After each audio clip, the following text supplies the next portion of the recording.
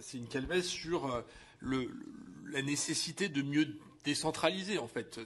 les décisions. Alors, comme toujours, quand on vient de se faire 8 mois d'audition et qu'on se rend compte qu'on a un peu omis la question des commissions mixtes que nous n'avons pas pu auditionner, parce que je pense que ça va exactement, c'est un modèle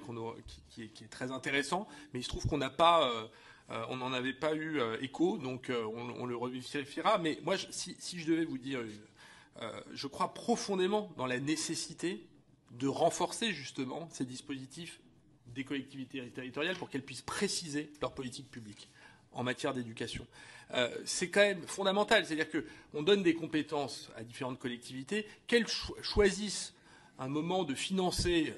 au terme de la loi Fallou, par exemple, des investissements d'infrastructures, je dirais tant mieux. C'est la beauté de la politique qu'on puisse présenter devant nos concitoyens des projets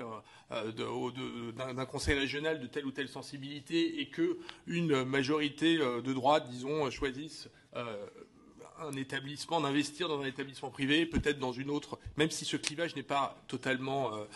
fiable, parce que comme vous l'avez dit, en Bretagne, ça n'a rien à voir, c'est plus ancré. Mais ce que je veux dire, c'est que finalement, il est normal, selon moi, que les collectivités territoriales aient les moyens de choisir et de renforcer cette capacité justement à investir et d'y